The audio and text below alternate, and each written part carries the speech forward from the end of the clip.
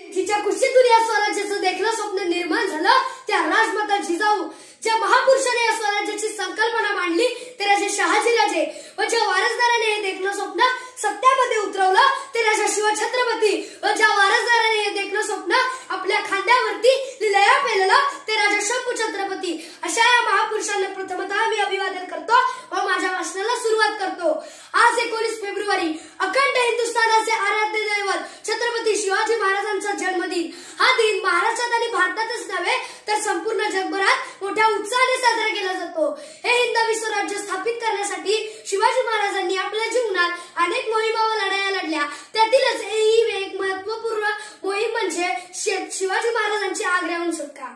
छत्रपती शिवाजी महाराजांची आग्र्याहून सुटका ही म्हणजे महाराज आग्र्याला गेले, औरंगजेबाला वाढदिवसाच्या शुभेच्छा देऊन परत आले इतकी साधी व सरळ गोष्ट नव्हती. तर सर्वप्रथम आपण जाणून घेऊया शिवाजी महाराज आग्र्याला का गेले. मिर्झा राजे यांनी प्रचंड बोज घेऊन स्वराज्यावर आक्रमण केले. यामध्ये स्वराज्य होरपळून जाऊ नये म्हणून शिवाजी महाराजांनी मिर्झा राजे यांच्याबरोबर पुरंदरचा तह केला. परंतु मिर्झा राजे यांना माहित होते शिवाजी महाराज गप्प बसणार नाही, ते तहातील किल्ले परत घेण्याचा नक्कीच प्रयत्न करतील. तसेच शिवाजी महाराजांनी जर आदिलशाहीची हातमिळवणी केली तर दक्षिणेतील कारभार आपणास डोईजड जाणार असा विचार करून शिवाजी राजांना औरंगजेबाची भेट घेण्यास पाठवावे असा विचार मिर्झा राजांनी केला. आपण उत्तरेस औरंगजेबाची भेट घ्यायला जावी असा आग्रह मिर्झा राजांनी महाराजांकडे धरला. आग्र्याचे आमंत्रण स्वीकारण्यापलीकडे महाराजांना गत्यंतर राहिले नव्हते. महाराज आपण स्वतःहून होऊन गेले नाही तर त्यांना जाणे भाग पडले. आग्र्यास न जावे तर मिर्झा राजे व बादशाहची गैरमर्जी होणार व बादशाह कधी दगा देईल हे सांगता येणार नाही. अशा विचित्र परिस्थितीत महाराज अडकले. ही खोंडी फोडण्यासाठी त्यांनी आग्र्यात जाण्याचा धाडसी निर्णय घेतला. महाराज निघाले. जिजाऊंच्या हृदयात काळजीने घर केले. महाराष्ट्राचं स्वातंत्र्य सूर्य कपटी मोगलाच्या भेटीस जाणार. जिजाऊंचीच काय तर सारी मराठी मने व्याकुळ झाली होती. महाराज निघाले. सोबत आपले राजपुत्र संभाजी महाराज, 100 इतर नोकर चाकर, 5 वरिष्ठ अधिकारी व 250 घोडीस्वार बरोबर घेतले होते. महाराज 5 मार्च 1666 रोजी रायगडावर निघाले ते 11 मे 1666 रोजी आग्र्याजवळ पोहोचले.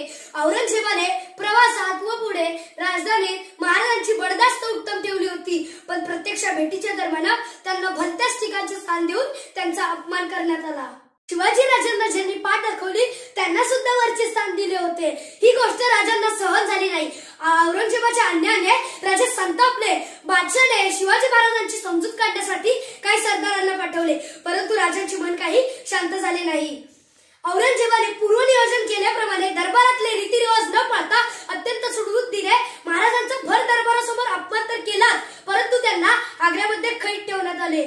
महाराजांना काही सुचत नव्हते. मग या कैदीतून बाहेर कसे पडावे हाच विचार महाराज करू लागले. महाराजांना एक युक्ती सुचली. त्यांनी आजारी असल्याचे सोंग घेतले.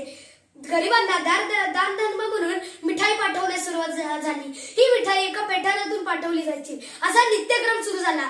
मिठाईचे पेठारे महाराजांकडून जाऊ लागले. हळूहळू पहाऱ्यावरील सैनिक सुद्धा प्रत्येक पेठारा तपासून पाहण्याचे टाळू लागले. हे शिवाजी महाराजांना हवे होते. महाराज एका पलंगावर झोपायचे, ज्या हातामध्ये सोन्याचं कड होतं आणि तोच हात महाराज बाहेर काढायचे. अखेर तो दिवस उजाडला. 17 ऑगस्ट 1666 रोजी महाराज कैदीतून निसटले. औरंगजेबाला फसवण्यासाठी त्यांनी हिरोजी फर्जतला आपल्या हातातील सोन्याचं कड देऊन एक हात बाहेर काढून झोपण्यास सांगितले. त्यामुळे सैनिकांची अशी धारणा होती की शिवाजी महाराज पलंगावर झोपलेले असायचे. दुसऱ्या दिवशी हिरोजी फर्जत सुद्धा त्या कैदीतून निसटले. औरंगजेबाला ही बातमी कळताच तो भयभीत झाला. सर्वप्रथम त्यांनी आपली सुरक्षा व्यवस्था भक्कम केली. शिवाजी महाराज आपल्या 10 सरदारांसोबत मथुरा, अयोध्या, काशी, अमरकंटक व रायपूर येथे पोहोचले. तदनंतर काही दिवसांनी 20 नोव्हेंबर 1666 रोजी शिवाजी महाराज रायगडावर पोहोचले. त्यांनी वैराग्याच्या वेशात जिजाऊ माँसाहेबांचे दर्शन घेतले. जिजाऊंच्या आनंदाला पारावर उरला नाही. अवघी मराठी जनता आनंदित झाली. तदनंतर काही दिवसांनी शंभूराजांचे रायगडावर आगमन झाले. रायगडावर आनंदोत्सव सुरू झाला. शिवाजी राजांच्या आग्रा येथील सुटकेने सारा देश अचंबित झाला. शिवाजी राजांच्या नावाची सगळीकडे दहशत पसरली. या सर्व घडामोडींमुळे पुरंदरच्या तहाचा टाक भुसला गेला. जिजाऊ माँसाहेबांच्या नवसाला तुळजाभवानी देवी पावली. मुलगा व नातू स्वराज्यात सुखरूप परतले. मी जाता जाता एवढंच बोलतो. तोंडात नको हृदयात श्रीभक्ती नित्य सुदे. तोंडात नको हृदयात शिवभक्ती नित्य असू दे, शिवशाहीची सारी तत्वे वागण्यात तुझ्या दिसू दे, शिवशाहीची सारी तत्वे वागण्यात तुझ्या दिसू दे, शिवशाहीची सारी तत्वे वागण्यात तुझ्या दिसू दे. छत्रपती शिवाजी महाराज